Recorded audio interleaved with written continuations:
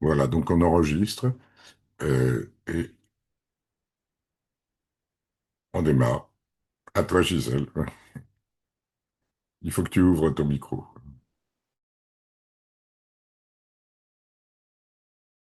Il faut que tu ouvres ton micro.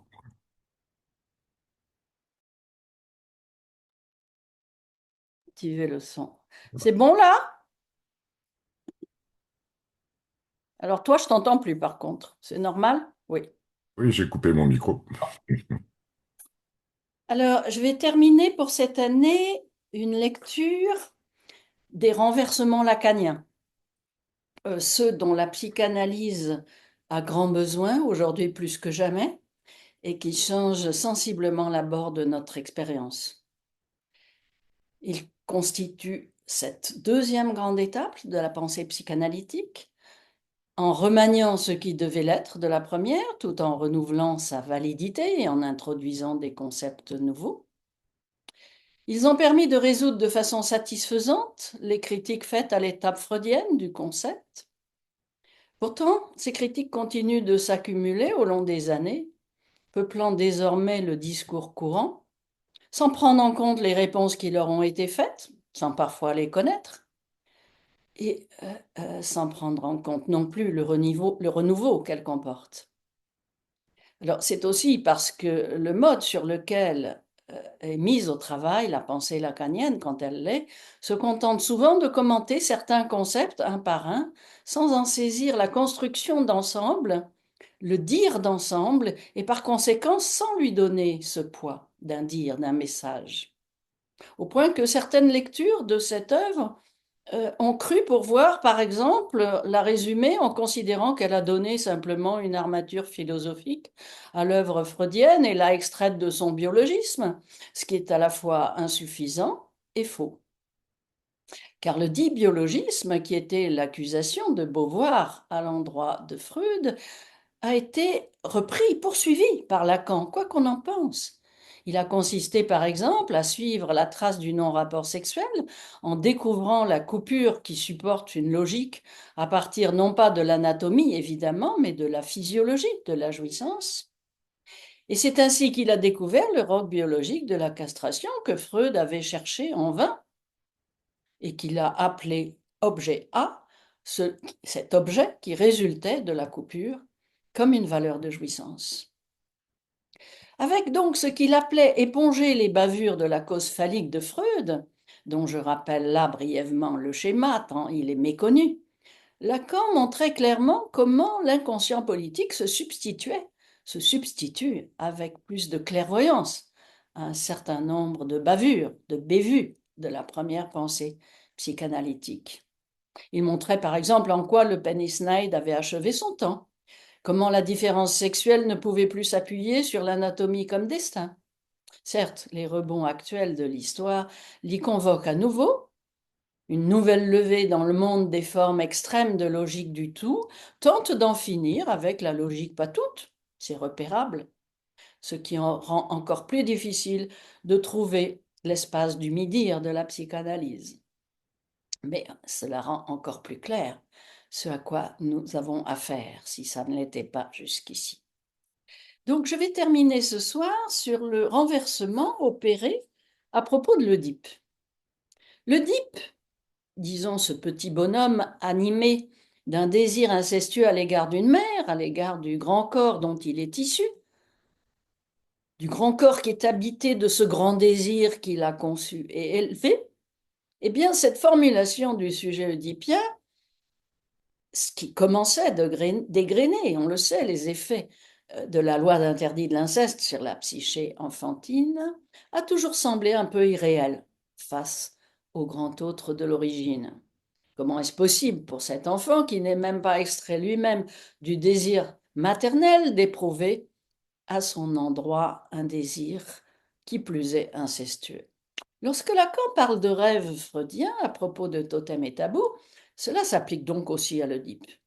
Sur un autre versant, euh, sur certains points différents, certains reprochaient à Freud son renoncement à la neurotica à sa théorie du père pervers à l'origine de chaque névrose, alors que son père lui-même était, il le disait, concerné.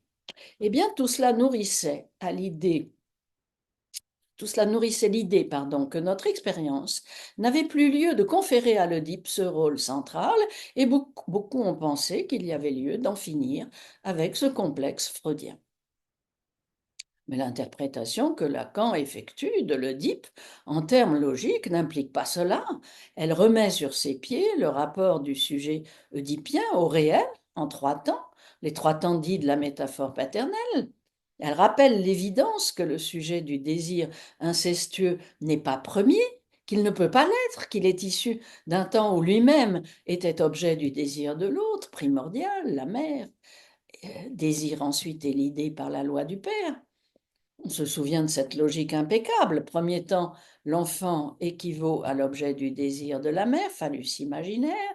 Deuxième temps, il perçoit l'interdiction du père faite au désir de cette mère autant qu'à lui d'être l'objet de ce désir, castration imaginaire. Troisième temps, enfin, le père restitue le phallus sous une forme symbolique dans l'ordre de l'avoir et non plus dans l'être. Plus proche du réel, ce mode de formation du sujet ne semblait plus faire état d'un sujet oedipien défini par son désir incestueux. Là, le désir de la mère était passé au premier plan avant d'être élidé. Pourtant, ça n'impliquait pas d'en finir avec l'Oedipe, encore une fois. Ce sujet oedipien, qui se fait sujet par la grâce de son désir incestueux, emplit toujours les fantasmes de nos analysants en proie à la névrose, nous le savons. Et son évocation constitue souvent pour eux un pas libérateur, séparateur. La métaphore paternelle, avec son signifiant du nom du Père, ne se substitue pas à l'Oedipe. Elle en est un autre temps, puisqu'elle constitue de fait l'autre versant d'une logique commune. Elle en restitue le temps premier, celui de l'aliénation, alors que le second temps, le sujet oedipien, est celui de la séparation, et celui qui a été découvert d'abord. Les deux processus sont à l'œuvre comme les deux temps distincts d'une même logique, le second, la séparation, résultant du premier comme un renversement dans le retour. Lacan ne suggérait donc pas d'en finir avec l'Oedipe lorsqu'il mettait au jour la métaphore paternelle puis le système du nom du père pour en construire la logique. Il mettait au contraire en garde, on le sait, sur les risques que cela comporterait d'un délire psychanalytique général. Pour pouvoir saisir de quoi le type freudien était fait, il lui avait fallu par contre élaborer cette logique de l'inconscient en deux temps. L'aliénation-séparation, qui n'existait pas, cette logique.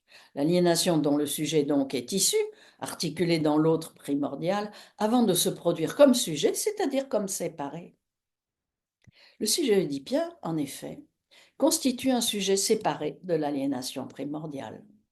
Il est séparé du désir de la mère, et il refoule cette aliénation au désir de l'autre, où jusque-là il oscillait entre l'être dans ce désir et le sens selon la loi du Père. C'est un sujet qui procède en se fondant uniquement sur son désir à lui, comme s'il n'était pas issu de celui de l'autre. Il omet, il oublie le signifiant dont il est issu. Freud avait procédé ainsi d'ailleurs d'une manière générale, en se fondant sur le désir du sujet, sans tenir compte de ce à quoi il répondait à celui de l'autre. Non seulement dans l'Oedipe, mais aussi dans bien d'autres cas, dont celui du rêve. Ce procès de séparation, comme temps second de cette logique, est précis, il est au plus près du réel enjeu dans son rapport au signifiant. Attaquant la chaîne au niveau du signifiant sous lequel il succombe, le sujet s'empare du signifiant sous lequel il succombe précisément et de l'objet qu'il était lui-même au temps précédent dans le désir de l'autre. Il renverse, il reprend à son compte ce désir de l'autre, une fois interdit par le Père. Voilà comment se construit, par renversement, dans le retour, ce désir interdit du sujet oedipien. C'est une sorte donc de dernier défi, de baroud d'honneur en quelque sorte, face à la loi d'un père qui s'est imposée. Ce n'est pas un refus de la loi du père. La séparation comme issue hors de l'aliénation est un moteur central dans l'analyse, à la fois pour la formation originelle du sujet et pour sa reproduction régulière au long d'une vie, avec de nouvelles aliénations chaque fois et de nouvelles séparations, y compris face au transfert dans une analyse. À chaque étape, un signifiant nouveau vient former l'aliénation nouvelle qui produira son savoir propre et la séparation en constituera l'issue, plus ou moins rapide, en formant un nouveau désir qui reprend une part de l'ancien. Il y a là un puissant ressort logique dans notre expérience clinique. Le sujet de l'Oedipe est bien en effet un sujet irréel, car il est constitué sur le mode d'une séparation logique, justement, dont il procède comme si l'aliénation antécédente n'existait pas, comme s'il ne relevait que de sa propre loi, celle du désir interdit. En somme, il définit son être par son désir, comme le cogito définit son être par sa pensée. Dans les deux cas, en élidant l'aliénation. Il oublie en outre, si l'on peut dire, que être et désir ne vont pas ensemble au même moment, que le désir est manque à être et qu'il faut choisir entre désirer et être à ce moment. De la même façon que le sujet du cogito oublie qu'être et pensée ou être et sens ne vont pas ensemble au même moment dans ce système et qu'il faut choisir. C'est ce pourquoi le sujet de l'inconscient ne peut s'énoncer qu'entre un je ne pense pas, je suis, ou bien je ne suis pas, je pense, tel que Lacan l'a construit, c'est-à-dire déconstruit, à partir du cogito. Cette écriture constitue par renversement l'aliénation antérieure du cogito, comme la métaphore paternelle restitue celle du sujet de l'Oedipe. Et c'est d'ailleurs ce je pense que nous demandons à l'analysant d'adopter avec l'association libre, ce qui lui permet de déployer aussi du même pas son je ne suis pas, je désire. Le cogito avait ouvert la voie de la science en définissant l'être par la pensée comme une séparation de l'aliénation antérieure, notamment divine, l'aliénation divine. L'Oedipe de Freud a ouvert une voie nouvelle comme corrélat de ce sujet de la science, avec cette fois un être défini par son désir. Tout irréel qu'il soit, le cogito avait permis de fonder le discours de la science, et bien tout irréel qu'il soit, l'Oedipe a fondé un nouveau sujet et permis d'entrer dans le discours analytique à partir de l'être du désir séparé de l'aliénation constituante. Une fois ce renversement effectué, une fois analysé ce dont le sujet de l'Oedipe procède, en a-t-on donc terminé avec l'Oedipe? On voit bien que non. Pas plus qu'avec le cogito, qui reste opératoire dans l'expérience. On a affaire à deux temps et deux logiques, et non un seul, et cela vaut tout autant dans notre expérience que dans la pensée psychanalytique et au-delà. Chacun de ces temps est à considérer successivement sans les confondre. L'expérience montre comment, dans l'aliénation, le sujet oscille entre deux signifiants, s'évanouissant sous le second, vacillant entre être et sens, puis entre être et pensée.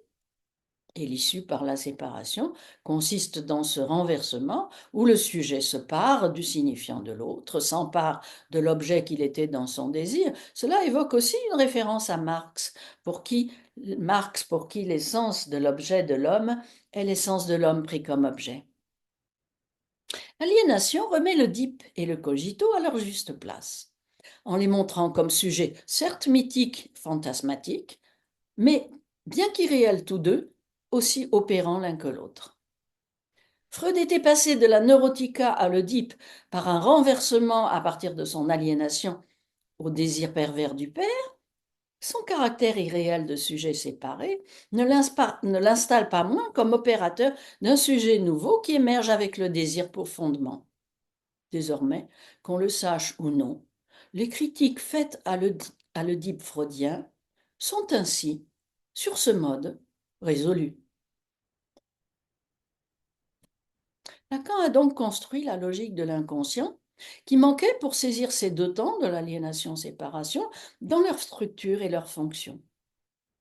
Puis de là, à la fin de son enseignement, il a interprété cette neurotica de Freud, cette perversion paternelle inaugurale, avec beaucoup d'humour et un jeu de mots tonitruant. Chacun sait bien que comme événement singulier, il existe des pères pervers et des actes incestueux. Mais il a avancé que cette perversion singulière doit être inscrite dans le cadre d'une autre perversion qui, elle, est structurale, placée au cœur de notre système symbolique langagier. Le système engendré par son opérateur même, le nom du Père, est à son tour désigné comme étant de structure perverse. Après avoir donc déchiffré au départ de son enseignement la métaphore du nom du Père, au-delà ou à partir de l'Oedipe, Lacan allait à la fin le déclarer pervers. On comprend pourquoi, en 1976, il énonçait que nous n'allions pas en croire nos oreilles lorsqu'il qualifiait ce père de perversion. Et on comprend d'ailleurs de nos jours, vu les renversements politiques qui en appellent aujourd'hui d'une façon renouvelée et féroce à cette instance perverse, on comprend pourquoi il pensait avoir été exclu de l'IPA pour avoir osé s'attaquer au nom du père de l'Oedipe, en demandant par exemple pourquoi, s'il était la norme, il donnait des névroses. L'aversion vers le père, traduite en perversion, s'écrit topologiquement d'une façon spéciale, par un nouage précis. C'est le cas où tous les registres subjectifs, le symbolique, l'imaginaire, le réel, c'est-à-dire le langage, le corps et la jouissance, sont tenus ensemble par cette seule instance tout en étant déliés entre eux. On a beaucoup parlé de la sorte de miracle que Lacan décrivait à l'origine avec le nom du Père qui les liait pour éviter la psychose. Qu'il liait les trois registres pour éviter la psychose, mais on a très peu parlé du fait qu'il les liait en les déliant entre eux, ce qui a un grand nombre de conséquences. Les registres subjectifs sont ainsi versés au père de manière séparée, ce qui a des effets pervers. La mère prenant le statut d'objet A, cause de son désir, comme les enfants sont les siens, telle une simple hiérarchie, une simple gestion du sens par la hiérarchie. C'est le système universel de la loi phallique, que Lacan nomme pervers, par conséquent, notre système symbolique de loi sexuelle, où l'homme universel, dans le discours, c'est, sous l'égide du père, ce qui a et qui a ce qui est l'objet féminin. Nouvel système hiérarchique comme gestion du sens. À cette perversion, qui fonde les lois sexuelles, s'ajoute, on le sait maintenant, la perversion systémique au cœur de l'Église, désormais massivement venue au jour du réel de la façon la plus crue. Pour Freud, l'enfant pervers polymorphe était celui qui n'entrait pas encore dans la primauté du génital, on s'en souvient. Mais ce génital lui-même est appareillé par l'équation perverse, ce qu'il avait lui-même repéré. C'est à juste titre, par conséquent, que les discours féministes, queer et woke dénoncent comme perverses les jouissances distribuées par ce système paternel des lois sexuelles patriarcales. Cependant, ils refusent de prendre en compte le fait que cette perversion du discours est en partie allégée, soulagée, par ce qui existe hors du discours, hors des dits, dans les actes et les dires, qui n'en relèvent pas, et notamment à partir de la logique patoute et de la jouissance féminine. Au tout de la logique du discours, Lacan en effet a opposé le patou, qui fonctionne autrement, quant à la logique et quant à la jouissance, au-delà de l'Oedipe et au-delà de la logique du tout. Ce patou était en pleine extension dans nos sociétés au moment de sa description par Lacan dans les années 70. Vous savez qu'il est maintenant attaqué de toutes parts, en but à l'extension violente des discours pourtoutistes, masculinistes, qu'il exclut en bloc, lui et ses objections au tout de la fonction phallique. On fait semblant de croire que les objections du patou sont à la fonction phallique. Pas du tout, si je puis dire. Les objections sont au fait que la fonction phallique puisse être le tout. C'est la seule objection. Dans ce cadre, il n'y a plus d'objection donc, dans le cadre que je décris à l'heure actuelle, historique, il n'y a plus d'objection au tout de la fonction phallique. Ces renversements lacaniens donnent une perspective lumineuse sur l'inauguration de la psychanalyse par l'Oedipe séparateur. Ils font basculer l'idéal. Ils font traverser le fantasme à l'œuvre, y compris dans l'Oedipe, bien sûr. Ils ouvrent la perspective d'une logique permettant d'articuler le sujet de l'inconscient à partir de l'aliénation première. Ils montrent comment les institutions du langage fondent les processus pervers, qui fonctionnent en réalité comme des normes ou comme des lois pour tous. L'enfant pervers polymorphe de Freud, le père pervers de Lacan, véritable et vaste interprétation de la perversion de notre système symbolique, comme de la neurotica freudienne d'ailleurs. De là à ériger la perversion comme norme, ce qu'on voit actuellement, il n'y a qu'un pas. Plusieurs renversements lacaniens procèdent ainsi, en rétablissant l'aliénation logique antécédente, oubliée, derrière la séparation comme construction logique. Par exemple, il en va de même pour l'aliénation imaginaire, solidaire du registre symbolique. Le concept du narcissisme primaire que Freud avait défini comme un capital narcissique premier que le moi accumulait et pouvait ensuite distribuer sur des objets déterminés par ruissellement, en somme, procédait manifestement d'un fantasme. Le fantasme dit de l'oblativité qui s'ensuivait était d'autant plus problématique qu'il s'appuyait sur une fausse évidence, où le moi se présente comme donnant quelque chose à l'autre en oubliant ou pas que pour ce faire, il a privé cet autre de ce qui lui revenait, lui en restituant une part avec ce qu'il appelle une générosité. On voit en quoi l'économie subjective et l'économie politique ont un certain nombre d'outils conceptuels en commun.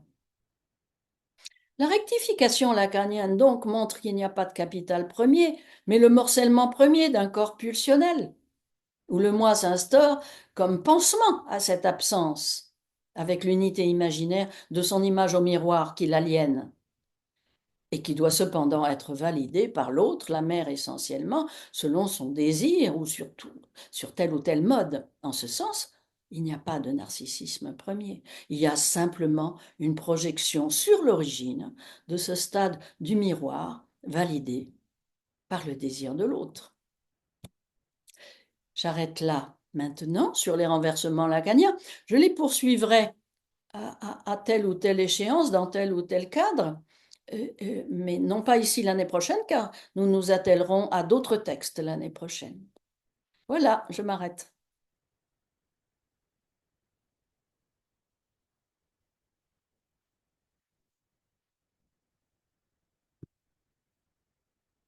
Je n'entends rien.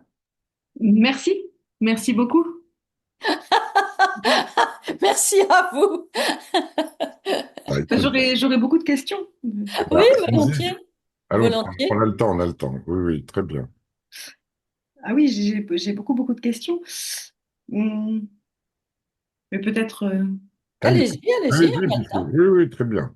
euh, alors, ma première question, c'est que j'ai pas tout saisi par rapport à ce que vous mettez, parce que je pense euh, que c'est très pointu ce que vous amenez, et je suis pas sûre d'avoir toutes les clés. Par rapport notamment, quand vous parlez du père pervers de structure et notamment de l'abandon. J'aimerais bien savoir ce que vous pensez de l'abandon de la neurotica de Freud, hein. Ça, c'est ma première question. Ma deuxième question, ce serait quelle différence on peut faire avec les sujets qui sont vraiment victimes d'inceste et les autres, puisque ce serait deux structures, hein. Voilà. Et ça, c'est ma deuxième question. Et la troisième, ce serait les objections au patou, qui est un concept, enfin, je ne sais pas si on peut dire que c'est un concept, c'est un point logique qui, pour moi, correspond quand même à la fin de l'analyse et à une position certaine. Mais j'ai lu il n'y a pas très longtemps la thèse de Sylvia Lippi, je ne sais pas si vous l'avez lu, et je trouve que ça peut être aussi intéressant de pouvoir réfléchir autrement à l'heure actuelle. C'est ma troisième question. Autrement que quoi? Que le patou. Ah bon, c'est important de réfléchir autrement que le patou? Non, je suis pas Faudrait sûre. déjà Vraiment, je suis réfléchir, pas sûre. faudrait déjà réfléchir selon le patou, c'est-à-dire quelque chose qui n'a pas lieu dans le champ lacanien, à moins que vous l'ayez observé quelque part, sans que je Non, m'en non, aperçoive. non, je suis pas sûre. Voilà. On va peut-être Voilà. revenir à ma première question. Qu'est-ce que vous pensez de l'abandon de la neurotica de Oui, je Freud, vais hein? les reprendre, vos questions, je vais les reprendre. Merci beaucoup. Par contre, j'ai pas tout à fait compris la dernière La deuxième, c'est donc sur le père pervers. La première, c'est Oui, sur la neurotica. Et la dernière, c'est sur quoi, à part le patou? vous parlez des objections aujourd'hui par rapport au patou. Ah Oui, non, non, pas du tout. ah, j'ai mal compris Pas peut-être. essentiellement. J'étais juste en train de dire, donc je commence par là. J'étais juste en train de dire sur le patou que les montées pratiquement universelles à l'heure actuelle, presque, des logiques du tout, Oui, sont en train d'entamer l'extension possible du patou, de la logique du patou, telle que Lacan la définissait à partir des années 70, qui étaient des années où elle était en extension à ce moment-là. tout Cette à fait. logique-là s'étendait, commençait à être reconnue à des tas de niveaux, y compris les niveaux politiques, à des tas de niveaux. Et donc, pas du tout, par contre, vous le savez peut-être, au niveau des discours féministes, parce que les discours féministes ont toujours rejeté la logique du patou. Pour des c'est raisons... dommage. Je trouve que c'est très dommage. Ah J'ai bah pas, ça, j'ai acheté votre livre, mais je l'ai pas encore lu. Féminisme lisez-le. au pluriel Ça, et c'est le moins qu'on puisse dire, c'est parfaitement dommage, parce que s'ils l'avaient lu, ils se seraient aperçus d'abord qu'ils étaient eux-mêmes en logique du tout, alors qu'ils croient vraiment être en logique féminine, ce qui est faux. La logique du tout n'est pas plus masculine que féminine, enfin disons qu'elle peut valoir pour les deux, sauf qu'elle est quand même masculine à la base. En tout cas, c'est une logique du tout phallique. Donc les objections actuelles à la logique du tout sont dues à l'extension, à l'heure actuelle presque irrésistible, il faut bien le dire, renversante, c'est le cas de le dire, de ces logiques du tout, y compris dans les régimes politiques. C'est à ça qu'on assiste à une attaque en règle de toutes les formulations de logique, pas toutes, dans tous les domaines, que ce soit en politique ou ailleurs, que ce soit dans le champ de la recherche, vous savez, ou que ce soit, puisque le champ de la recherche est très attaqué lui-même. Voilà ce que je voulais dire. Et alors donc sur ce que vous disiez, pourquoi ne pas penser autrement qu'en logique du patou, bien sûr, je disais non, puisque je pense qu'on n'a même pas commencé à penser en logique du patou. mais je suis d'accord avec vous. Je Bon. suis tout à fait d'accord avec ça. Alors, la neurotica. Oui, La neurotica, vous me demandez ce que j'en pense. Alors, je croyais que c'était clair dans ce que j'ai dit, mais si ça ne l'était pas, vous avez raison de me demander de préciser. Ce que j'en pense, c'est que Lacan a fait une magnifique interprétation de la neurotica de Freud en qualifiant le nom du père de pervers, c'est-à-dire de perversion paternelle. mhm, C'est une magnifique interprétation qui permettait, qui lui faisait dire en quelque sorte à Freud, pas de façon explicite, mais presque, que certes Freud avait saisi quelque chose de la question de la perversion paternelle, mais il ne l'avait saisi au départ que sous forme d'aliénation et dans un fantasme, il faut bien dire, oui, alors que ce que Lacan a saisi ensuite, beaucoup plus tard, non pas au début de son enseignement, mais à la fin de son enseignement, c'est quelque chose de structurel et non plus quelque chose qui est l'objet d'un fantasme singulier. C'est quelque chose de structurel qui, en somme, donc, appartient au discours universel et à la logique en place de façon universelle, c'est-à-dire la logique toute phallique. Donc, c'est une interprétation à la fois pour quiconque, c'est-à-dire pour quiconque s'intéresse et à la pensée psychanalytique et à la question du père à tous les niveaux, mais c'est aussi une interprétation à Freud. Oui, Je pense qu'il devait sourire malicieusement lorsqu'il a énoncé pour la première fois ce nom du père comme pervers. Et d'ailleurs, je le citais, il disait, vous n'en croirez pas vos oreilles. Effectivement, il riait. Il y avait des points. mais alors du coup, d'où mon autre question. Quelle différence on peut faire entre tout sujet et les sujets victimes J'y d'inceste? viens, j'y viens. Alors, il est bien évident que, qu'il y ait une structure perverse dans notre discours à tous, enfin, dans le discours en général, euh, euh, euh, euh, n'a jamais empêché qu'il y ait d'une part des pères non pervers comme tels et d'autre part des pères pervers comme tels. Exactement. C'est absolument évident.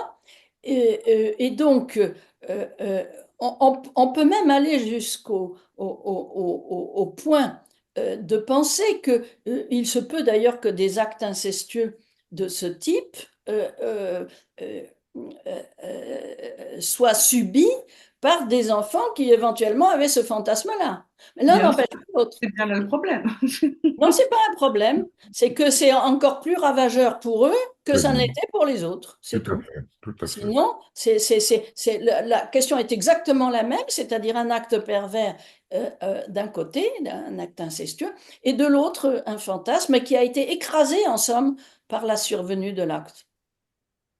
Voilà. Merci. Est-ce qu'il y avait d'autres choses auxquelles j'ai pas répondu? Je crois que tu as répondu à Oui, l'essentiel. Juste un mot, c'est au fond, Lacan a même avancé cette dimension de la perversion paternelle déjà avant, dans sa lecture qu'il fait dans la fin des années 60 de Totem et Tabou, et la fonction du père de la Horde, hein, quand il voit là, au fond, un élément structural de la névrose. Hein, parce oui, qu'il- mais il prononce pas encore le jeu de mots. Ah non, non, non, le jeu de mots Il vient. ne le prononce Ah, pas. tout à fait, Et non, quand non, il c'est vrai. prononce le jeu de mots, c'est notamment pour répondre à Freud. Et Voilà, c'est et il d'autant dit plus intéressant. voilà, dont il dit que Totem et Tabou est le mythe personnel de Freud. Hein, Oui, tout Exactement. à fait. Oui. Oui, tout à fait. Et et là, il se moque profondément de lui lorsqu'il dit que tout de même, oui, c'est déjà rare qu'il y ait un seul père qui suffise à une seule femme. Mais alors, pour ce qui est de satisfaire toutes les femmes, il faudrait tout de même pas qu'il se vante. oui, absolument. Mais en plus, pour Totem et Tabou, Lacan, il y a une lecture très subtile que fait Lacan où il montre que, absolument pour le mythe, par exemple, le père de la Horde n'est pas du tout nécessaire. Que ça, c'est un ajout de Freud, dit-il, qui signe sa structure. C'est le moment où il fait de Freud un obsessionnel. Mais bon, ouais, très bien. Bon, ben, peut-être on va passer à l'exposé de Paola et ensuite, à moins qu'il y ait une autre question immédiate, et J'ai une ensuite à un question. débat général. Oui, à Paola, tu as une question. Non, non, je voulais que, parce que Gisèle, tu disais la fonction du nom du père. Comment a-t-elle lu la fonction du nom du père dans la psychose? Et Comment quoi? tu disais la Comment fonction est-il? du nom du père dans la psychose, comment a été lu, sans voir que les registres étaient les déliants entre eux, Oui. que Lacan. Oui. Est-ce que tu peux dire une chose de plus sur ça? Bah, à l'époque, bien, c'est pas ça, Lacan, évidemment, il l'avait vu. Nous, on l'avait pas vu. De toute façon, à l'époque, on n'avait pas vu grand-chose, il faut bien dire.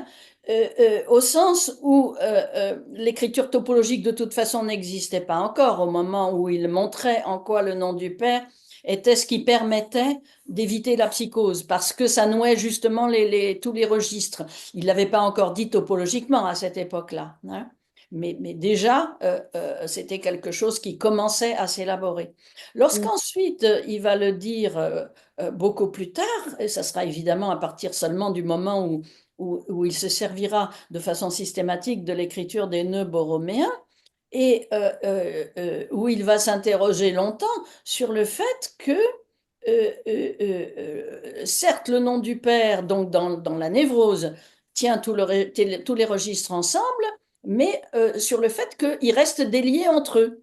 Les registres sont séparés entre eux, alors que dans la structure telle qu'il va la considérer peu à peu comme normale, c'est-à-dire le nœud borroméen lui-même, qu'on rajoute ou pas un quatrième, il va penser, vous vous souvenez, qu'il faut quand même en rajouter un quatrième, même qu'entre les trois se nouent borroméennement, c'est-à-dire, borroméennement, ça veut dire, vous vous souvenez, ça veut dire être liés deux à deux par l'intermédiaire d'un troisième. Hein. C'est comme ça qu'ils sont liés les registres symboliques, imaginaires et réels. Et donc, en s'apercevant que lorsque ces trois registres sont déliés, comme dans la névrose, la névrose, Lacan l'a écrit avec les anneaux olympiens. Hein, c'est-à-dire, soit c'est des anneaux olympiens en chaîne, et à ce moment-là, ça n'est pas du tout un nœud borroméen, soit c'est des anneaux déliés entre eux, tenus par un seul, qui est le nom du père. Et dans ce cas-là, il arrive ceci que le symbolique et l'imaginaire ne se nouent pas tels qu'ils doivent se nouer, le réel et l'imaginaire pas plus, et le symbolique et le réel pas plus. C'est-à-dire, on n'a pas cette intersection qui non seulement existe, mais qui doit être soutenue entre les différents registres. Lacan disait par exemple que c'est une des raisons, le fait que nos registres symbolique, imaginaire et réel restent encore trop déliés, puisqu'il n'y a pas encore assez de recul depuis le recul de la croyance dans le nom du Père et des effets de la croyance dans le nom du Père et des effets de la construction des institutions du langage par le nom du Père. On n'a pas encore assez de recul, de telle sorte que Lacan disait que nos registres sont encore trop séparés pour que Oui, nous puissions élaborer telle ou telle chose de la façon qui conviendrait. Hein. Voilà ce qu'il en dit. C'est une chose très très importante parce que oui, nous sommes encore dans cette conséquence. oui. Bah, peut-être qu'on peut profiter maintenant, à moins qu'il y ait encore une autre question. Sinon, on aura un débat général, hein. On pourra reposer des questions à Gisèle tout à l'heure pour passer la parole à Paola. Voilà. Ben, d'abord, je te remercie, Gisèle. C'est comme toujours remarquable ce que tu fais et c'est toujours un pas en plus. Donc, merci énormément. C'est Merci, un merci, véritable plaisir. merci de l'entendre. Alors, moi, je te remercie beaucoup. Je vous remercie beaucoup pour cette invitation et je prends cette occasion de réflexion sur l'évolution du savoir psychanalytique pour faire quelques considérations sur l'évolution de la transmission et de la formation.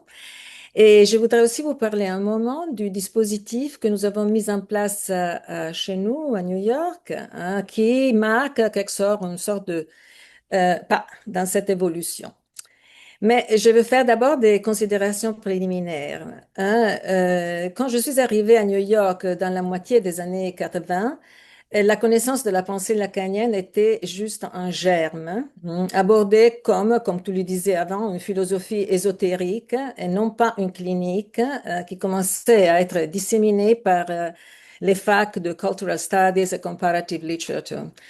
Et les mauvaises traductions des textes de Lacan engendraient toutes sortes de malentendus. Il s'était déjà passé, il faut le dire, avec la traduction anglaise de la pensée de Freud. Pensons par exemple aux tribes traduit par instinct, ce que même de nos jours continue à laisser une marque profonde. Et si on aura le temps, je vous raconterai une anecdote après à propos de cela. Mais le problème a été centuplé par le cas du style et de la complexité de la pensée de Lacan et de ses racines européennes, bien loin de la tradition de l'empirisme pragmatique anglo-saxon. Mais après 40 ans, la situation a bien changé. Il y a une véritable effervescence autour de la pensée freudo-lacanienne qui parfois me semble plus poussée qu'ailleurs. C'est-à-dire, il y a eu des transformations, mais aussi de la formation. Donc, la question de la formation nous a occupés intensivement. Et sûrement, ça a eu à voir avec le fait qu'on s'est trouvé dans une situation quelque part de pionnier, hein, dans le contexte new-yorkais, de devoir créer quelque chose qui n'existait pas auparavant. Donc, cela nous a obligés à travailler, à inventer, à mettre en place des conditions pour que la formation puisse avoir lieu. Et ce qui semblait un véritable inconvénient, à comparer aux endroits où la psychanalyse lacanienne était bien établie, s'est transformé peut-être dans un avantage. Et Lacan dit, je vous le cite, l'éthique de la psychanalyse, car il y en a une, comporte l'effacement, la mise en l'ombre, le recul, voire l'absence d'une dimension dont il suffit de dire le terme pour apercevoir ce qui nous sépare de toute l'articulation éthique avant nous. C'est l'habitude, la bonne ou la mauvaise habitude. Fin de la citation. Alors, bien sûr, la réflexion sur la transition entraîne la réflexion sur le contexte social où l'analyse a lieu et la transmission a lieu. La psychanalyse freudo-lacanienne, aujourd'hui, s'est répandue par le monde et en plusieurs langues, hein, de l'Amérique latine à l'Asie, la Chine, le Japon, l'Afrique, le Moyen-Orient, etc., etc. Alors, en effet, l'extension de la psychanalyse en langue anglaise est telle, et l'usage de la langue anglaise dans la globalisation est tel, que cela fait de la langue anglaise un médium aujourd'hui crucial dans la transmission de la psychanalyse, d'où l'importance de bien traduire et bien dire en anglais les fondements de la psychanalyse. Et alors, je dois dire que dans notre association à New York, la réalité d'un corps enseignant international qu'on a voulu expressément établir et la présence de membres de l'association provenant de différents pays ont eu comme résultat un retour constant à la lecture originale des tests, et donc le transfert sur les tests étant crucial pour la formation, et un travail constant sur la traduction, hein, qui nous confronte tout le temps avec les résistances produites par le passage d'une langue à l'autre, ce qui fait aussi écho à ce qu'il y a de plus intime et inaccessible dans l'usage subjectif de la langue et dans la manifestation d'un style, qui sont deux éléments essentiels à la formation. Voilà, ça c'est la prémisse. Alors, Lacan dit que l'analyste doit être au moins deux. L'analyste pour avoir des effets et l'analyste qui, ces effets, les théorise. Mais si l'analyste qui théorise est indispensable, comme Lacan l'affirme avec force, traçant un engagement rigoureux et perpétuel pour l'éthique analytique, l'extension implique l'intention, deux aspects d'un même circuit moebien. Que dire donc quand la psychanalyse en intention n'a pas lieu, ou s'arrête bien avant sa fin, loin de l'horizon qui devrait soutenir l'acte analytique? Et je ne me réfère pas seulement aux situations où l'analyse se résume en pratiques destinées à la production des diplômes, de conventions normatives et de pratiques stéréotypées, mais aussi aux effets dérivant de l'institutionnalisation de la psychanalyse en général et des maniérismes ou de la nonchalance de certains milieux lacaniens. Et nous constatons, par exemple, que le non-acte analytique se transmet largement. Aux États-Unis, par exemple, nous voyons que la nouvelle génération d'analystes issus de la tradition orthodoxe ou néo-freudien reproduit les impasses de leurs propres maîtres. Les analyses se concluent sur l'identification d'un analyste à l'idée d'être analyste, comme c'était le cas pour la génération précédente.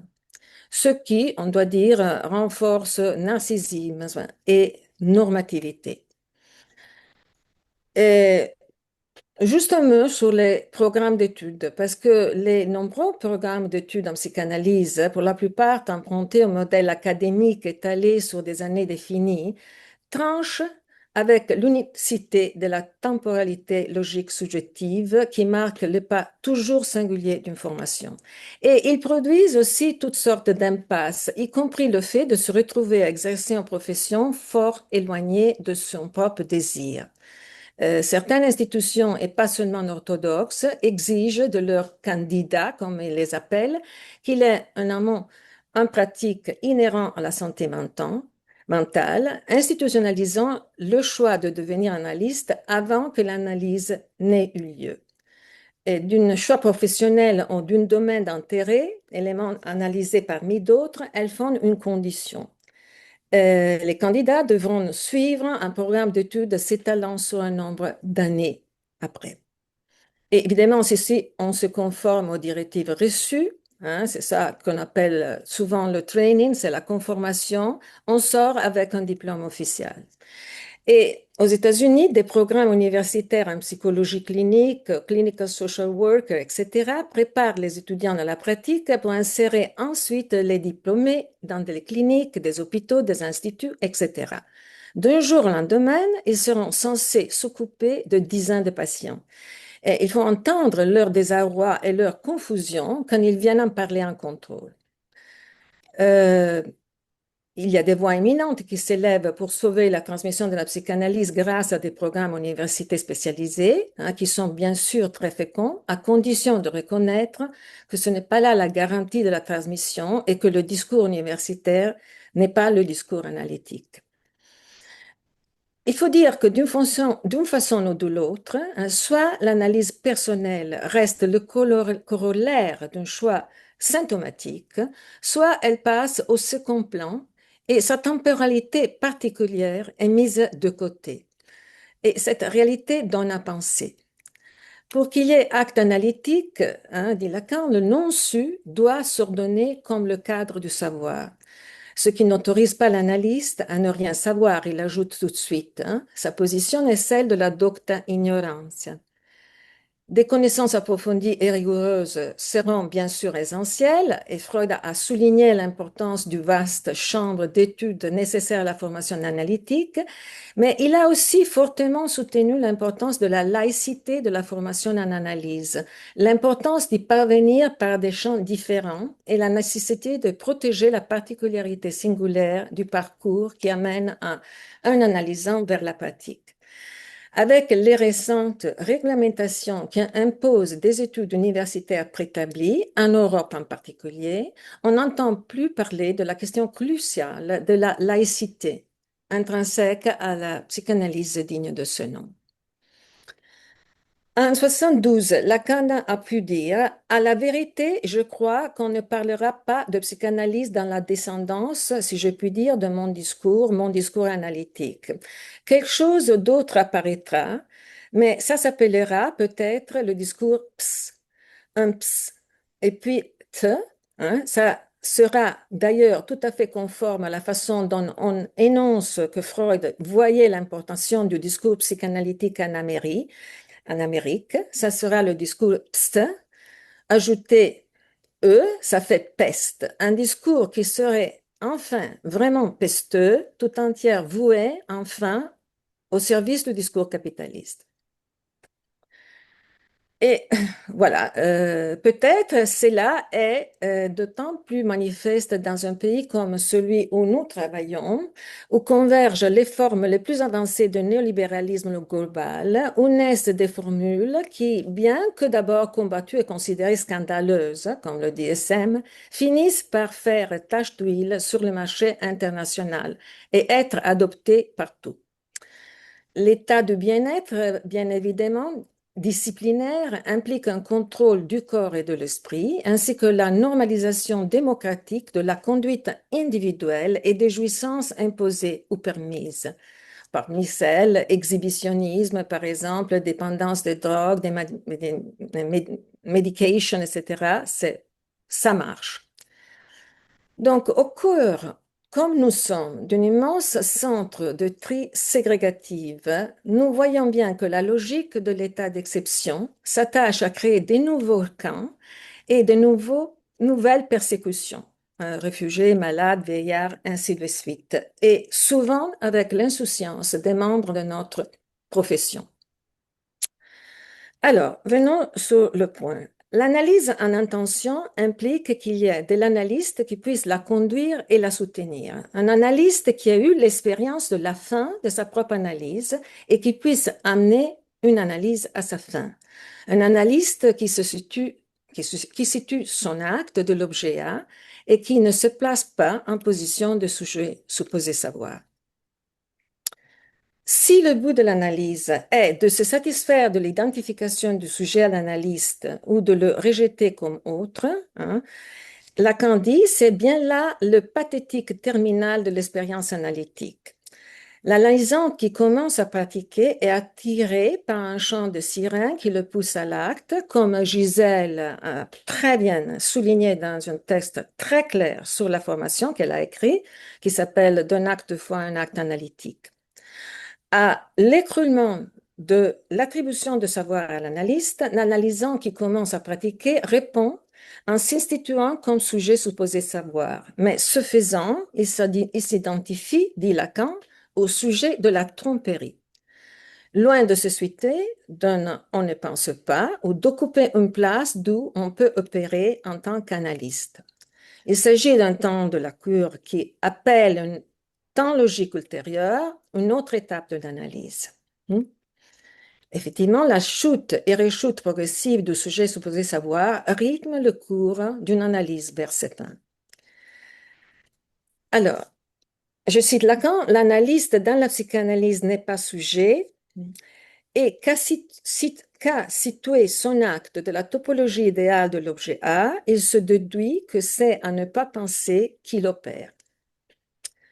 Fin de la citation. Il occupe donc une position particulière, à la fois rigoureuse et en évolution, constamment modelée par l'unicité de l'acte, par sa temporalité logique singulière et sa différence structurelle. Une position prête à se faire écarter au cours de ce processus.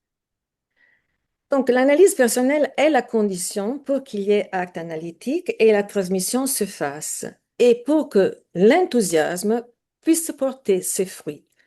Sans enthousiasme, dit Lacan, il peut bien y avoir eu analyse, mais d'analyste, aucune chance. Mais l'enthousiasme en question est une arrivée, pas un départ. Si l'analyse n'a pas lieu ou ne se termine pas, situation si fréquente dans le contexte actuel, l'extension peut relancer l'intention. Mais comment? Alors, il y a plusieurs façons de le faire. Alors, je vais me focaliser sur un point qui est celui de l'analyse de contrôle. La différence entre le moment où, en analysant, décide de pratiquer l'analyse et la fin de l'analyse montre la fonction centrale de l'analyse de contrôle.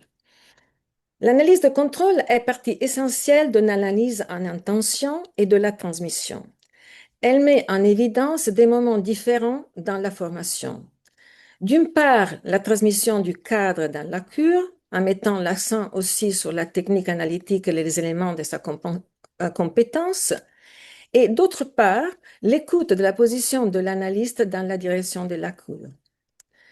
Ce dernier aspect renvoie souvent l'analysant en contrôle à sa propre analyse, relançant le travail analytique de façon plurielle et féconde, ce qui souligne la différence entre pratique analytique et fin d'une analyse. Si, en accord avec Lacan, nous considérons comme acte le déroulement entier d'une cure, le changement de la position subjective qui entraîne la possibilité même de la fin d'une cure et les rencontres avec l'enfondement du sujet supposé savoir, il faut aussi observer que cet acte, dans son unicité et dans son ensemble, est en fait rythmé par des ponctuations discrètes concernant le temps logique propre à chaque séance ou série de séances. Chacune de ces ponctuations marquera un temps de conclure, effet de la fonction temporelle de l'objet hâté. Dans la mesure où elle entraîne un déplacement de la position de l'analysant ou de l'écoute de l'analyste, ces scansions seront des pas logiques qui concluent un moment de la répétition pour ouvrir un nouvel espace dans la cure et permettre que quelque chose puisse s'effondrer. Chaque scansion étant un élément discret de l'acte analytique, elle sera un pas dans l'acte, un pas d'acte, comme nous l'avons appelé, qui est aussi un pas de sens. Parmi les aspects extrêmement ardus de la transmission en analyse, il y a le challenge de la transmission de l'acte analytique en tant que tel. Nous savons bien comment la pratique de la présentation des cas cliniques alimentés par les différents instituts de training n'a rien à voir avec la transmission de pas d'acte dans la cure. En effet, ces présentations, pour la majorité, se limitent à exhiber les théories des analystes. D'autre part, reste la question difficile de la possibilité même de transmettre quelque chose du pas logique qui rythme un moment de la cure, en l'extrapolant de la réalité transférentielle dont il est justement un effet en cours. Comment restituer l'originalité d'une création quand on en élimine les conditions, uniques, ponctuelles, irréplaçables?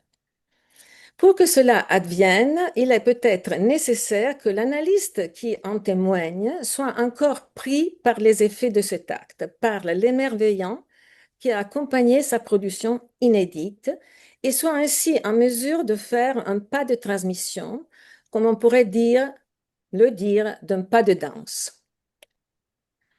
Nous savons bien à quel point la dimension de l'émerveillement est cruciale au cours d'une analyse.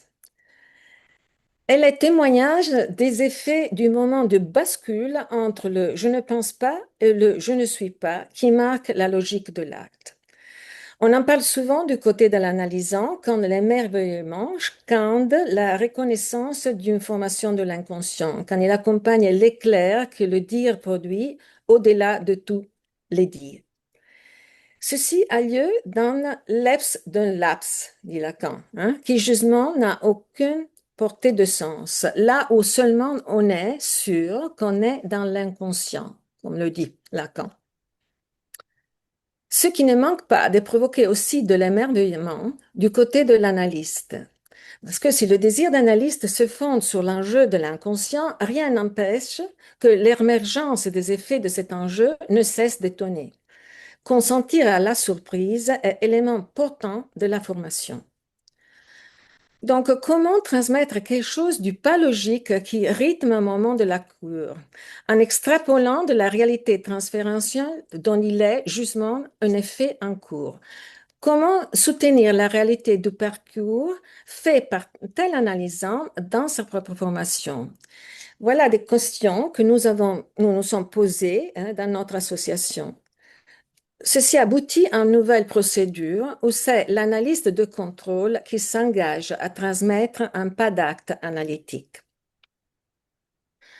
Le programme de formation de notre association à New York, bien sûr, qui offre séminaires, groupes de travail, groupes de lecture, cartels, présentations, rencontres interdisciplinaires, etc., etc., mais prévoit que le contrôleur d'un analysant en formation puisse faire une présentation à un council formé ad hoc pour cette occasion. Dans cette présentation, le contrôleur devra témoigner de quelque chose de spécifique de son expérience à partir d'un pas dans l'acte saisi dans le travail de contrôle. Il s'agira de le transmettre et de transmettre ce qu'il a entendu de nouveau et d'unique de l'acte analytique dans le transfert de travail avec cet analysant en formation. Un témoignage sur la transmission qui veut être transmission lui-même. Et le Conseil s'exprimera à ce propos de façon affirmative s'il y a transmission. Ce dispositif que nous avons adopté depuis quelques années s'est révélé intéressant et fécond. L'expérience de la présentation d'un pas dans l'acte analytique est souvent l'occasion d'un éclair, celui de voir un témoignage produire des effets en acte dans l'écoute des différents membres du Conseil et dans le transfert de travail ainsi produit. Ce qui, dans de nombreux cas, devient une expérience inédite et en tout cas une expérience relançant une réflexion sur l'éthique analytique et sur sa transmission. Du point de vue du contrôleur, le challenge de la transmission du travail du contrôle devient une scansion qui analyse en intention et analyse en extension et souligne la position analysante de l'analyste de contrôle. La structure du contrôle implique qu'un analyste contrôlé, supervisé, se soumet à une autre analyste de contrôle le transfert dont il est l'objet de la part de son analysant. L'analyste en contrôle, il est en place d'objet A pour son analysante et il est en position analysante avec son contrôleur, à qui il suppose de savoir y faire avec le transfert, c'est-à-dire avec l'objet A dont il occupe la place pour ses analysants. Donc, une double articulation qui peut avoir des effets très intéressants dans la clinique. Sur ça, il y aurait beaucoup à dire. Du point de vue de l'association, le dispositif permet de s'écarter complètement du jugement de valeur sur le travail accompli par l'analysant en contrôle et de placer l'accent sur l'écoute d'une position analytique en acte qu'on reconnaît comme telle s'il y a de la transmission. Je pourrais dire plus sur notre programme, mais voilà, je voulais juste commencer à transmettre cela. Voilà. Moi, j'ai une question. Oui, J'ai pas très bien compris. J'ai compris que dans votre système, l'analyste de contrôle témoigne sur le travail analytique de son analysant. C'est bien ça? voilà. Et devant qui? Un council, c'est-à-dire, on appelle council. Un jury? Oui, council, c'est un council. On a, tous les mots sont choisis. C'est pas un jugement, c'est un council, c'est un collectif qui est choisi par l'analysant d'information. Ah, d'accord. D'accord. Donc, ça fonctionne, enfin, c'est pas un jury puisque vous l'avez pas appelé un jury, mais parce que il va pas, ce jury va pas décider ou ce concile va pas décider d'une nomination, si je comprends Non, bien. il n'y a pas de nomination. Voilà, d'accord. Excusez-moi, du coup, Il y est-ce a, que il y a, il y a, il y a, c'est pour ça, c'est-à-dire, l'analyste de contrôle va présenter à ce council qui est nommé par l'analysant contrôlé, Mhm. hein, et qui est constitué par quatre analystes de l'association, autour de l'association, et un analysant en formation, Mhm. choisi par l'analysant, Mhm. dont l'analyste que contrôle transmettra un acte, un pas d'acte analytique. Hmm? Donc, c'est un analyste de contrôle, hein, disons qu'il me fait un contrôle à moi et qu'il entend dans ce que je raconte, à un moment donné, un pas de l'acte analytique qui est crucial pour la cure de mon patient. Hmm? Il va témoigner, il décide de témoigner de ce pas d'acte, de ce pas dans l'acte analytique dans la cure, à un council qui est nommé par la personne, par moi qui je suis en contrôle. Oui, d'accord. Mais qui le demande, ce témoignage?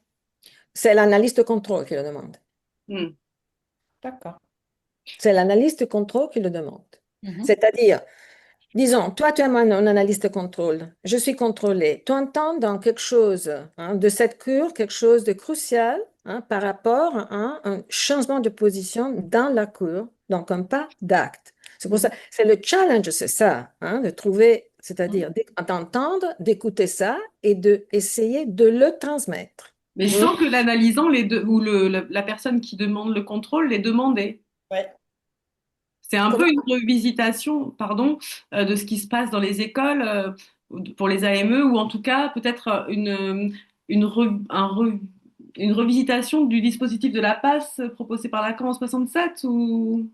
Non, mais, mais bien sûr qu'il y a, c'est-à-dire, on est en train de parler des évolutions de la psychanalyse, n'est-ce pas? Pardon, excusez-moi, oui, je débarque. Voilà, on est en train de parler de ça. Donc, bien sûr, nous avons une expérience de la passe et c'est justement ce que nous n'avons pas mis en place. Mhm. Voilà, et donc là, vous êtes dans une espèce d'évolution. Pardon.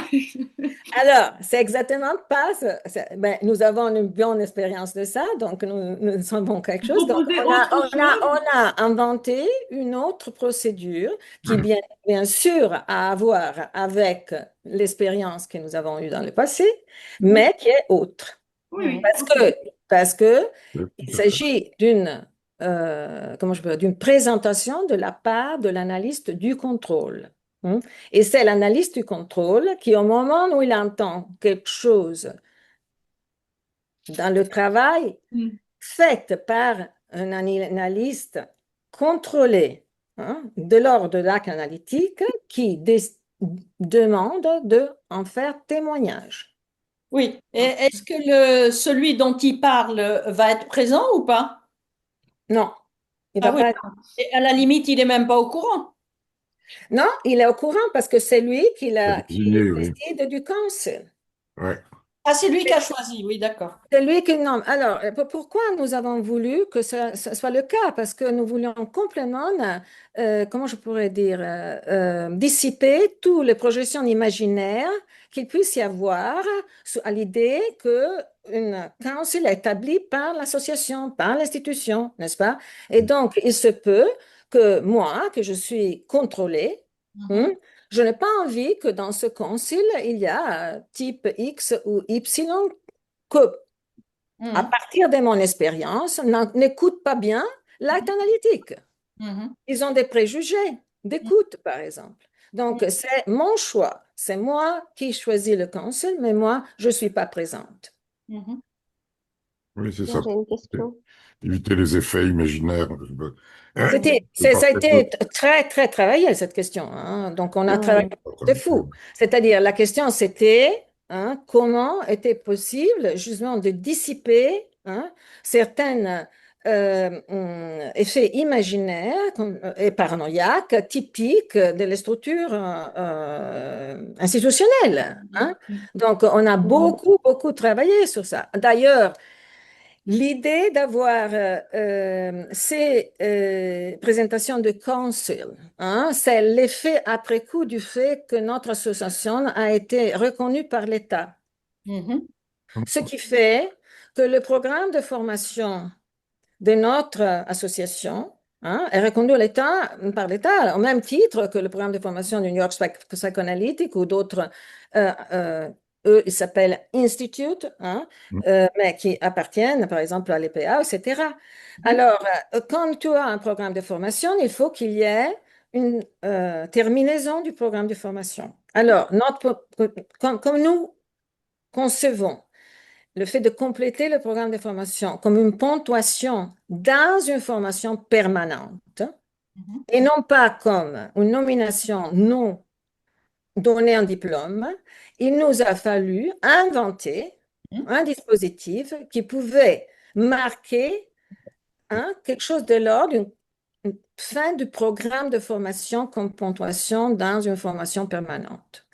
Et donc, dans ce cas, il y a, pour terminer, hein, ce programme, hein, il y a deux présentations de deux contrôleurs différents, dans des moments différents, hein, du même contrôlé.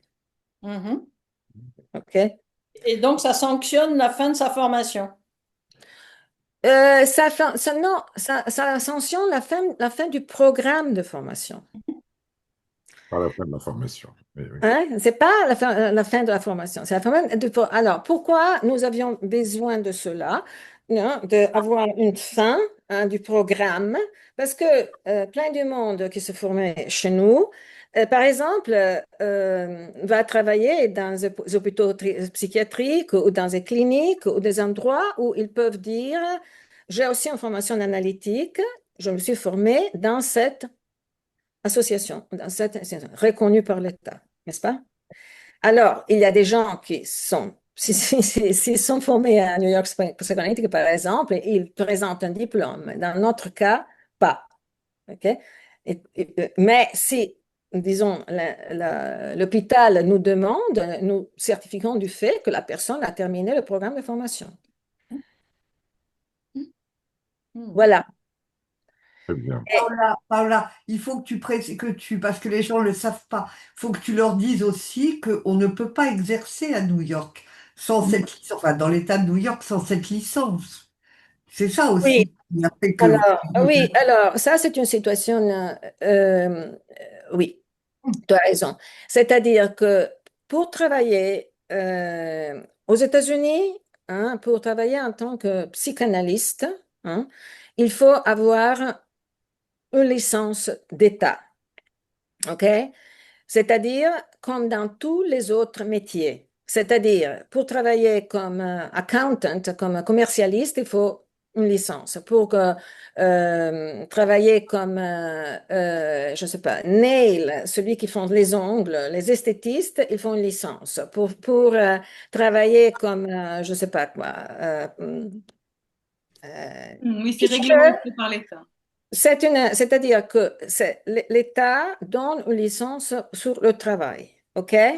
Alors, pour, euh, euh, pour obtenir une licence, hein, en psychanalyse, il faut avoir fait, on peut le faire par plusieurs biais. Qu'est-ce que c'est une licence? C'est un examen d'État qu'on peut, c'est très facile, on peut l'apprendre très facilement parce qu'on apprend ce que c'est pas vrai. Mais pour pouvoir accéder à l'examen d'État, hein, il faut soit avoir un PhD en psychologie, soit un MD en psychiatrie, soit un autre titre, je ne sais pas comment ça s'appelle, un clinical social worker, soit une LP, c'est-à-dire Licensed Psychoanalyst, c'est-à-dire avoir fait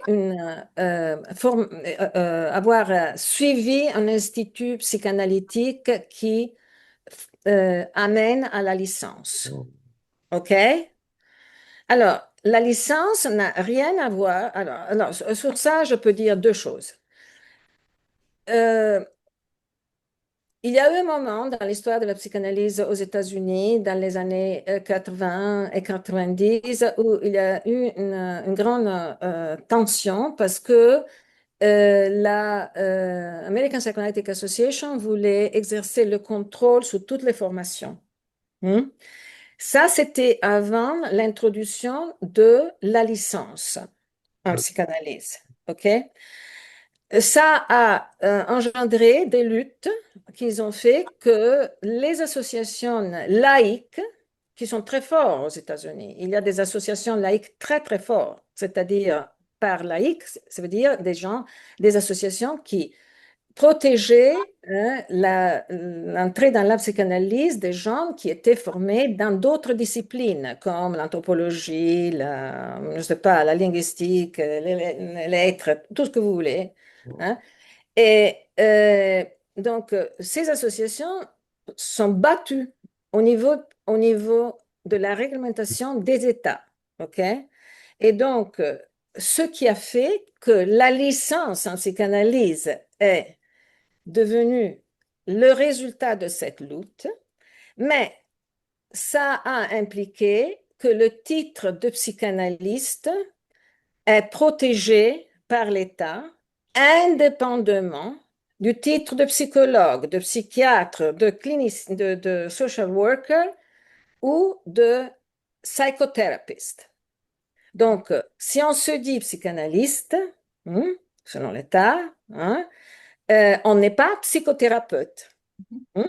Donc, il y a eu une grande bataille pour défendre le titre de psychanalyse indépendamment de toutes les autres disciplines. Donc, il y a eu un effet, comment je pourrais dire, désagréable qui a été l'introduction de la licence, mais de l'autre côté, on a défendu l'analyse laïque complètement. Ce qui veut dire que les gens peuvent se former comme analystes provenant de tous les possibles métiers. Hmm.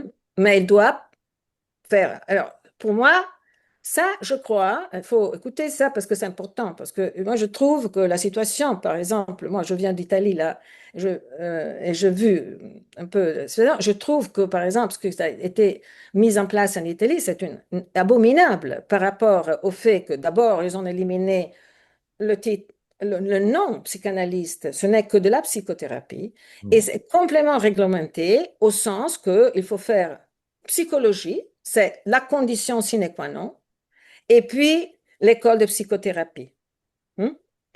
Et puis après tout cela, on peut exercer en se disant psychothérapeute en plus. Je dois dire que moi, je suis très reconnaissante à Massimo Recalcati pour avoir relancé, c'est le premier qui a relancé le signifiant psychanalyse, parce que même s'il a organisé une école de psychothérapie, mais bon. Oui, oui. Mais je pense qu'il y a quelque chose, parce que, je ne sais pas, je me permets de dire une chose. Pour quelqu'un, bon, pour des gens qui sont à l'extérieur de la France, ça semble assez incroyable que l'endroit comment je pourrais dire, de la source de la psychiatrie humaniste et de la psychanalyse la plus avancée au monde puisse s'être trouvé dans les conditions, par exemple, de colonisation par rapport à mouvements de pensée qui viennent de le néolibéralisme américain. Moi, Ça semble incroyable et on se demande dans quelle mesure il y a eu un problème par rapport à la formation en France, je par suis exemple. d'accord avec ça. Totalement d'accord. Merci de dire ça. Oui, c'est très Alors, c'est pour important ce que ça vous que je dites. pense que si on parle du futur, Oui. c'est-à-dire des évolutions de la psychanalyse, il faut vraiment réfléchir très attentivement à ce que ça va être la transmission. Au fond, je vous ai cité Lacan dans son articulation du discours du capitaliste en 72, mais c'est fort ce qu'il dit, quand même. Il dit, c'est pas sûr que mon discours analytique restera. Donc, alors, c'est pour ça que quand même, c'est très important de réfléchir sur ces questions. Mais je veux juste préciser une chose, Catherine, parce que toi, justement, as souligné cette chose. Oui, l'introduction de la licence, c'est-à-dire qui a fait de la psychanalyse un métier comme tous les autres, qui nécessite une licence, hein, euh, ne veut pas dire que cela garantit aucune formation, parce que vous voyez bien que pour prendre une licence, tout le monde a pu le prendre, hein, avec le PhD, le MD, etc. On peut y arriver à prendre la licence. Ça veut dire que la formation analytique, hein, est complètement, hein, au-delà de cela. Et la position que notre association a prise, parce que l'État de New York nous a demandé de nous transformer dans un institut qui a amené à la licence, n'est-ce pas? Mhm. Et nous avons à l'unanimité voté contre, hein, parce que ça aurait impliqué, n'est-ce pas, devoir suivre des programmes d'État et d'études donnés par l'État. Mhm. Donc, c'était quelque chose qui n'avait rien à voir. Donc, c'est-à-dire, l'affaire de la licence, c'est une affaire singulière. Chacun prend la licence qu'il veut, n'est-ce pas? Si quelqu'un veut s'enregistrer dans le programme de formation analytique, hein, c'est une autre question. Hein. Mais je dois dire que cette procédure, je voulais en parler parce que c'est très, je me suis rendu compte que c'est pas facile à transmettre parce que il y a des modèles qui sont tellement forts, hein, par rapport à la passe, par rapport par exemple,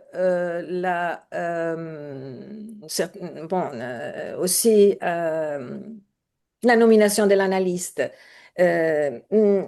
qui font que cette procédure qui essaye d'introduire quelque chose de nouveau, n'est pas nécessairement saisie. Hmm. Mhm.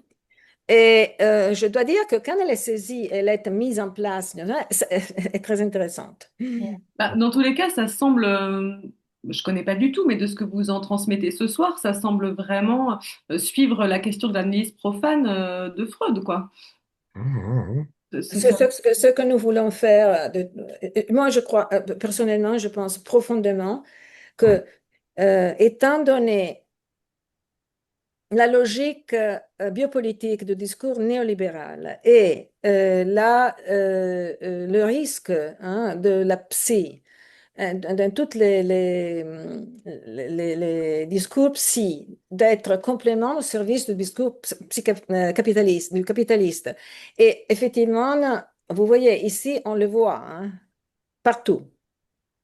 La complicité, de la santé, soi-disant santé mentale, hein, bon, peu importe qu'ils se disent lacanienne, hein, mais avec, hein, justement, des opérations biopolitiques gravissimes, hein, est énorme. Donc, c'est-à-dire, comment arrivons-nous à transmettre quelque chose de l'ordre d'un discours analytique, d'une position de l'analyste, hein, dans une situation qui est si euh,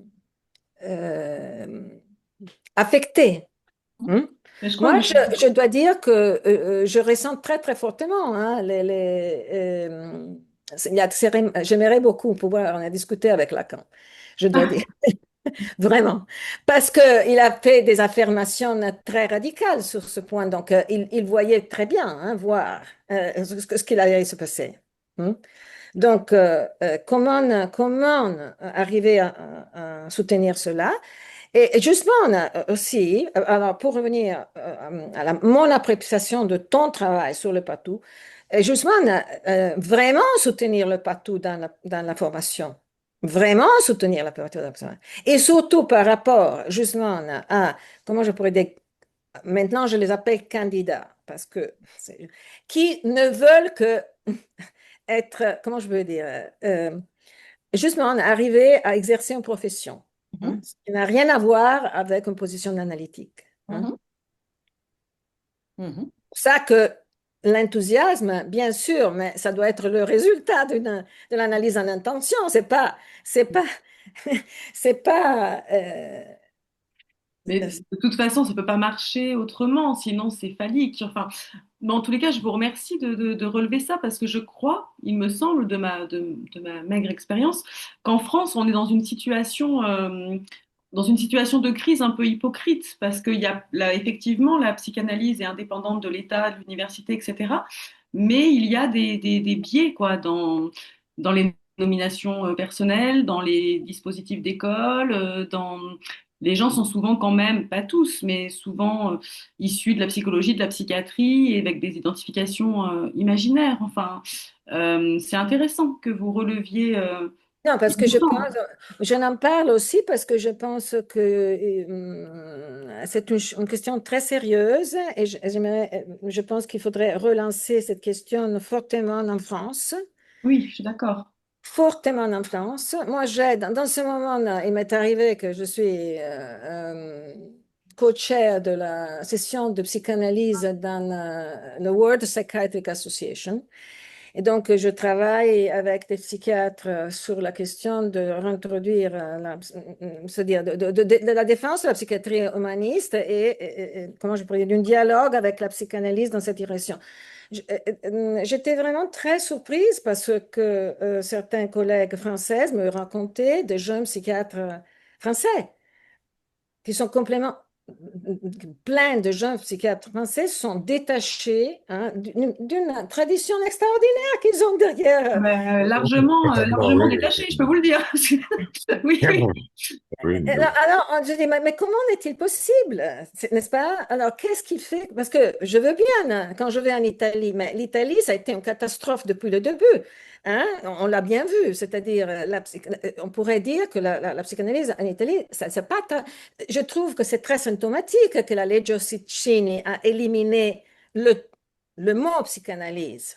Et que les psychanalystes ont accepté, Miller, Colette Solaire, etc., de signer sur cela. Hein. Ah ouais. Alors, je veux dire, c'est très symptomatique parce que c'est aussi symptomatique de ce que ça a été la psychanalyse en Italie, c'est vraiment un problème. Hein. Alors, on pourrait se demander pourquoi, etc. On peut retourner à Machiavel et voilà. Mais, bon, mais comment il se peut qu'en France, il y ait de telles difficultés hein, et je me pose la question, je vous pose la question, mais, qu'est-ce qui se passe avec la formation? C'est-à-dire, est-ce que, parce que moi, pour ce que je ressens aussi, pour certaines associations il me semble qu'il y a aussi quelque chose de stéréotypé, une non-réflexion sur la question. Voilà, donc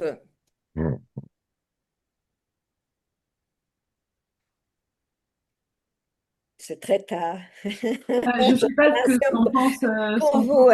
Moi, je collègues. suis très réveillée parce que Moi, je c'est pense qu'en France, ça a viré au niveau du discours de l'université, ce qui n'est pas un jugement de valeur, hein. C'est un discours comme un autre qui fonctionne avec son plus de jouir et voilà. Mais il y a quand même eu une espèce de virage comme ça sur ce discours-là, et puis avec des identifications imaginaires assez fortes. Euh, c'est ce que je dirais. Je ne sais pas ce qu'en pensent les collègues, hein. Mais l'enseignement de l'extérieur, je peux dire, mais moi, l'enseignement dans l'université de la psychanalyse extraordinaire, ça peut être un moyen magnifique, dans la mesure où c'est un des aspects. Hein. C'est pas tout. C'est ça. C'est c'est une situation, on a une situation effectivement très compliquée en France aujourd'hui. À ce niveau-là, il y a certains collègues s'inquiètent, je reprends ce que disait Paola au début, s'inquiètent de ce qui se passe ici, comme aux États-Unis, de développement de tout un tas d'institutions privées qui, moyennant finance, délivrent des diplômes de psychanalyse euh, qui n'ont strictement aucune valeur en France, mais qui sont soi-disant des formations qualifiantes.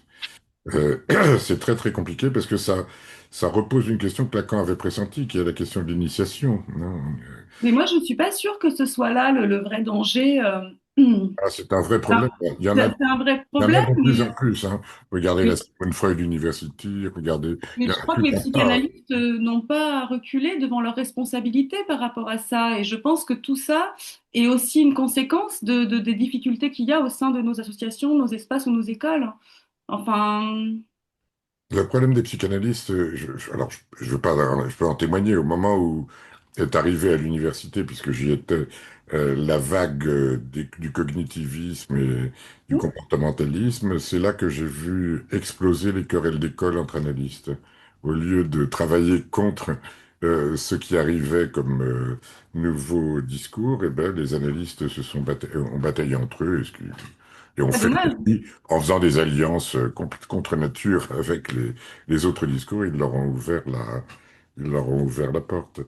Mais je pense vraiment euh, il y a en plus une difficulté que Paola me semble-t-il, a indiqué, aujourd'hui, au fond, moi je viens d'une génération où le problème obsédant, c'était le lien de la psychanalyse à la psychiatrie. Alors, ça avait de très bons effets sur la psychiatrie, ça c'est vrai, Paola a raison, mais c'était un vrai problème, hein. Pour certains, la psychanalyse était juste une annexe ou ce qui allait permettre à la psychiatrie de se mettre à jour. On est passé aujourd'hui, et c'est pour ça que je posais la question de l'initiation, on est passé aujourd'hui à une question qui est celle de la philosophie. La psychanalyse est devenue une sorte de Oui, philosophie qui entre dans les débats philosophiques. Il y a un livre récent là, de Lordon, et je ne sais plus comment est le nom de la dame. Il y a une très bonne critique qui vient d'être publiée, ce livre qui s'appelle Pulsion, et on voit qu'on est entré dans le débat philosophique avec une négation précisément de ce qu'est la théorie en psychanalyse. Il faudrait un peu plus, voilà, qu'on puisse retravailler sur le plan épistémologique le statut même de la théorie en psychanalyse, parce que véritablement, aujourd'hui, à mon avis, hein, le danger est là, hein. Oui, Alain, je voudrais rebondir sur ce que tu es en train de dire. Est-ce qu'il ne vous semble pas que, d'une certaine manière, la psychanalyse s'est empêchée d'interroger sa place et sa fonction dans le lien social ordinaire, par défaut d'un travail sur l'imaginaire, comme si Lacan avait été pris au pied d'une lettre qui n'était pas la sienne, d'un rejet de l'imaginaire. Mais mm, ça n'ayant pas été interrogé, du coup, la fonction et la place de la psychanalyse dans la société n'étant pas interrogée, elle s'est fait balader, je dirais, sans arriver à affirmer vraiment ce qu'elle apporte à cette forme de lien social ordinaire. Elle n'a pas apporté seulement quelque chose au niveau de la psychiatrie, c'est pas vrai. Elle a apporté bien plus. Sauf que dans tout le champ social, elle n'a pas dit qui elle était et quelles étaient ses limites, laissant planer une espèce d'illusion qu'elle pourrait tout être d'ailleurs. Ça l'aurait bien mm. arrangé. Enfin, je ne sais pas si je me fais bien entendre là. Mhm. Oui, oui, oui, non, mais tu as sans doute raison, mais euh, c'est aussi que la psychanalyse n'est vraiment plus en lien avec les discours dominants de l'époque, hein. On voit le statut qu'a pris la folie aujourd'hui, le, le- et même, il y a un très bon numéro de la revue Esprit avec des articles de Falissard, Ehrenberg, etc., Hein. de décembre dernier, qui montrent moi, les mutations sociales, qu'on peut interroger d'ailleurs avec, par exemple, quelqu'un en reprenant des travaux, ce que vient de faire Gori, des travaux de Norbert Elias, Norbert Elias. oui, et tout à fait, qui montre comment, voilà, dans l'accomplissement de soi, l'empowerment, etc., etc., l'inconscient, c'est l'inconscient lui-même qui est devenu une notion absolument insupportable, hein, véritablement. Voilà. Oui, mais par défaut de présence à cet endroit-là, il Oui, me semble. Hein. oui, oui. Moi, pardon. Je pense que Lacan, à la fin de son enseignement, insiste beaucoup sur l'imaginaire, il me semble. Il a Oui, donné une très grande place à l'imaginaire. Enfin, en oui, tout mais cas, à la fin, alors que Enfin, l'essentiel de son enseignement, qui sont oui, les années du milieu de son enseignement, a été beaucoup plus repris que ce qu'il fait pour RSI et ce qu'il fait à la fin. Oui, mais dans ces remaniements, on pourrait par exemple revenir à la variante de la Curti par rapport à la psychanalyse américaine, et puis on pourrait aussi développer. Il est jamais conclusif. Il laisse toujours une porte là. Je pense qu'il y a ce qui est prévu à la rentrée, c'est qu'un pro va s'occuper de l'acte analytique. Le, le, le séminaire Acte Analytique va présenter, qui est un séminaire complexe, qui est absolument bon. Et puis, il y a aussi quelqu'un qui avait fait l'allusion à Julia Kristeva. Moi, dans le séminaire d'un discours qui ne serait pas du semblant, il interpelle Kristeva en lui disant, elle lui dit, ça passe par la linguistique, mais ça n'est pas de la linguistique. Et Lacan lui fait jusqu'à la fin, lui fait une démonstration de ce que pourrait, enfin, de l'importance qu'il accorde, lui, à la psychanalyse. Et Kristeva n'est pas freudienne, elle n'est pas psychanalyste. Voilà, si on suit, si on prend la fin du séminaire 24, un discours qui ne serait pas du son nom, on voit que c'est bon.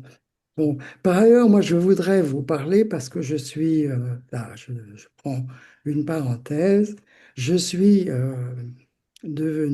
enfin, je suis depuis longtemps d'ailleurs, je m'intéresse à Aaron Appelfeld, qui est un, qui est un, qui est un type, enfin, qui est quelqu'un remarquable. Alors, il y a ce bouquin qui s'appelle Histoire d'une vie, où il raconte, lui, comment il a perdu toute sa famille dans la Shoah et comment il a pu se réfugier dans dans la, euh, dans la forêt, quoi. Il arrive, il est né en 32, il arrive en Israël, il est en 46, donc c'est encore un adolescent, et qui est comme ça dans l'histoire d'une vie. Bon, c'est la vraie histoire. Puis après, face au réel des catastrophes qu'il a pu subir, eh bien, je crois il produit des récits de fiction, comme par exemple dans ce livre que je vous conseille, La stupeur. Et je pense, voilà, comment évoquer la Shoah par balle, où il y a eu, d'après le père Desbois, plus de 150 000 morts, hein, par la Shoah par balle. Là, il s'agit de parler de familles enfin, d'effets comme ça, de ponctuation, aussi des femmes qui se révoltent contre la brutalité masculine. Et il y a aussi tout ce qui se déploie de de la solidarité féminine, hein, de la- face au monde masculin, machiste et absolument ignoble. Et donc, il y a une femme qui dit simplement, mais il faut le dire, les Juifs sont les descendants du Christ. Le Christ, c'est eux c'est arrivé. Bon, si vous lisez ça, et moi j'aimerais bien pouvoir peut-être présenter quelque chose là-dessus ou bien développer cette chose, parce que je trouve qu'il y a là quelque chose qui s'affronte au réel et qui passe par la fiction pour pouvoir surmonter quelque chose de ce qui a pu être l'horreur. Est-ce qu'on pourrait reformuler comme ça affronte l'effet des signifiants dans la société, l'effet de l'imaginaire tout phallique, ces effets dans la société sur les hommes et comment les hommes peuvent arriver à faire, les hommes et les femmes peuvent arriver à retrouver un autre chemin que ce chemin mortifère. Je Alors, pensais à la chambre de Mariama. bah, dans la chambre de Mariana, alors la chambre de Mariana est une fiction, hein. Oui, Oui, mais c'est c'est par la fiction que ça. pas une fiction qui passe, Alors que lui, il a connu, il est allé chez une prostituée qu'il a, il avait 9 ans et il se présente comme un garçon dont les parents sont morts dans des bombardements. Il a 9 ans, hein. Et cette femme est brutale et, il est obligé de fuir. Il est à nouveau obligé de fuir dans la forêt. Donc, il y a d'une part bon, et quand il écrit, au départ, il arrive, il n'était pas allé à l'école, et quand il commence à rentrer en Israël, on lui demande d'apprendre l'hébreu, etc. Petit à petit, il explore d'autres mondes qui considèrent comme ça, y compris Buber, Martin Buber. Enfin, cet homme m'émeut énormément. Oui, On oui. pourrait- Et, Mais Jacques, il faudrait que tu proposes tout simplement de faire une conférence un soir sur cette bien question. sûr. Et puis voilà, oui, oui, parce que là, le séminaire l'an prochain va être consacré à une lecture croisée de télévision. Et tu vois, donc ça. moi, j'aimerais bien. Mais tu proposes à la commission d'enseignement Oui, une conférence un soir, ce serait très ça bienvenu. serait très intéressant. Feld, c'est très Enfin, intéressant. moi, Bien sûr. c'est une chose qui me trouble. Alors, le télévision, j'aimerais bien y participer parce que c'est un test qui me, au même titre que, Vous êtes tous voilà. conviés avec plaisir l'année prochaine. J'ai envie, Voilà, on va s'arrêter là-dessus. voilà, j'ai Bah, un petit peu envie de travailler avec vous. Voilà. Bien, bien. très Voilà. bien. Mais Bon, ben, on va très bien. s'arrêter. On va Mais s'arrêter je vais là-dessus. vous dire, Brigitte, vas-y. peut-être que je peux dire une chose. Donc, Sûr. merci beaucoup pour votre intervention. Ça m'intéresse beaucoup et j'espère que vous m'invitez à vous écouter quand vous faites la présentation. Ah, bien sûr. Je m'arrangerai avec Alain Oui, parce pour un que vous savez, moment. moi, j'ai travaillé beaucoup sur la fiction de Primo Levi. J'ai même écrit sur ça. Oui, Et donc, Oui. en particulier sur ces textes d'histoire naturelle qui sont de pure fiction, mais qui transmettent complètement Mhm. le cœur de sa question. Donc, ça m'intéresse beaucoup. C'est par la Très bien. fiction qu'on touche au réel. Ben, ce serait très bien, Paola, oui, oui, que tu sois là justement pour ça, parce que c'est une ouais. question très importante. J'aimerais un petit peu sortir de ma torpeur. Voilà. Ouais, très Ben bien. voilà, Donc, Eh ben, l'année prochaine, donc, le principe de lecture sera différent puisque vous savez que le texte de télévision est un ensemble de propositions, de formulations extrêmement denses Très dense. sur un ensemble de choses qui couvrent presque toute la psychanalyse, en tout cas tous les sujets massifs où Lacan est intervenu pour y reformuler, y remodeler son passage à lui, son intervention à lui. Et donc, ce qu'on a proposé à ceux qui vont intervenir l'année prochaine, c'est de saisir un paragraphe de télévision, un seul. Il ne s'agit pas Oui, que oui, bien sûr. Il y a de quoi faire. il s'agit, voilà, que quiconque arrive avec l'ambition de commenter l'ensemble du texte, c'est pas possible. Mais par contre, de choisir un paragraphe, il y en a tant et tant qui donnent des formules absolument renversantes sur un nombre de concepts considérables en psychanalyse et donc qui nous font avancer énormément. très Donc voilà, bien. les intervenants seront invités. Magnifique idée. tu Très pourrais, tu avais Idée. parlé d'un certain nombre de citations, tu pourrais nous les envoyer. Mais non, parce que Voilà. Pour chacun, relire toute télévision, voilà. Oui, non, bien voilà, sûr, mais bon. il faut évidemment relire tout le texte, mais chacun va choisir le paragraphe qu'il Ah, on doit choisir le paragraphe.